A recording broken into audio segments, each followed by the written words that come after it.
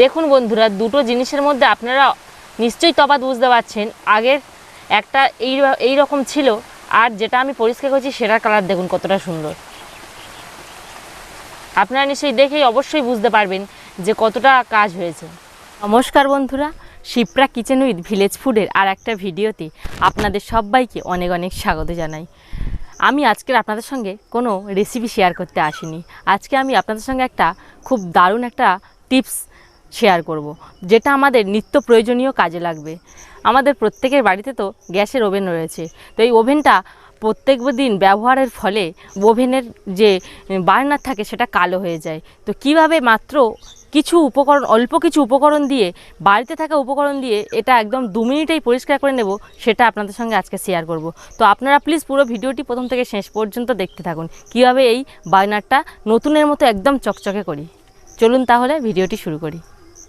দেখুন বন্ধুরা, দীর্ঘদিন ব্যবহারের ফলে এই বার্নারটা কতটা কালো হয়ে গেছে। তো কিভাবে সামান্য উপকরণ দিয়ে একদম 2 মিনিটে এটা পরিষ্কার করি, আপনারা পুরো ভিডিওটি প্রথম থেকে শেষ পর্যন্ত দেখতে থাকুন।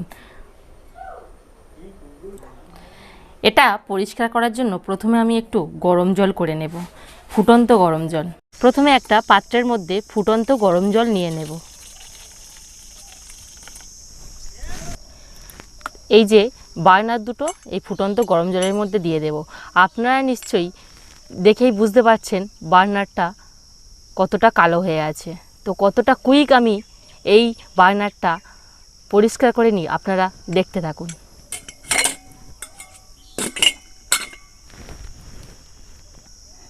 এর মধ্যে আমি দিয়ে দেব ভিনিগার। তো আপনারা যদি চান পাতিলেবুর রসও দিয়ে দিতে পারেন। এবারে ঢাকনা দিয়ে 10 মিনিট এইভাবে রেখে দেব। এটাকে আমি খুলব, একটা অন্য পাত্রে তুলে নেব। এখানে আমি নিয়ে নিয়েছি হারপিক। তো এবার আমি হারপিকটা এই বার্নারের মধ্যে দিয়ে দেব।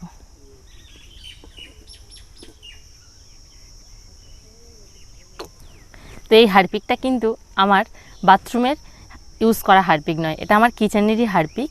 তো আমি মনে করি যে আপনাদের প্রত্যেকের বাড়িতে হারপিক আছে। তো আমি আজকে বলেছিলাম যে ঘরোয়া উপকরণে, বাড়িতে থাকা উপকরণে এটা আমি করব, তো তাই হারপিকটা এখানে দিলাম। আর এখানে আমি নিয়ে নিয়েছি একটা স্টিলের জালি। তো এটা দিয়ে আমি ভালো করে এবার পরিষ্কার করে নেব হারপিকটা দেওয়ার পর।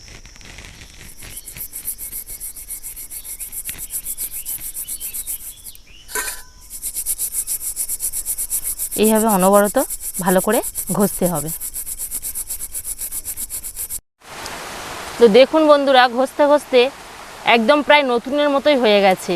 1 থেকে 2 বছর পরিষ্কার করনি তাদের একটু কিন্তু বেশিক্ষণ ঘষতে হবে।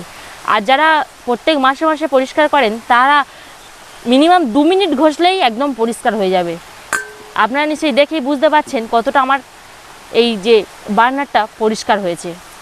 আমি বেশিক্ষণই ঘষিনি, অল্পই ঘষেছি।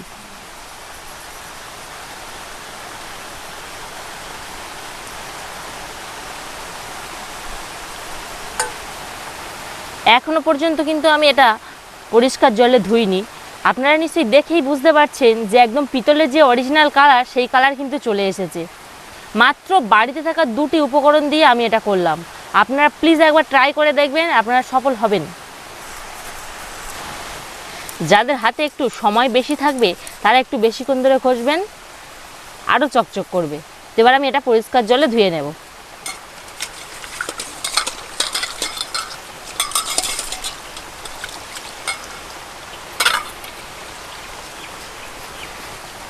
দেখুন বন্ধুরা, দুটো জিনিসের মধ্যে আপনারা নিশ্চয়ই তফাৎ বুঝতে পারছেন।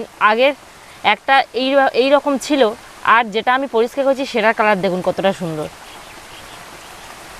আপনারা নিশ্চয়ই দেখেই অবশ্যই বুঝতে পারবেন যে কতটা কাজ হয়েছে।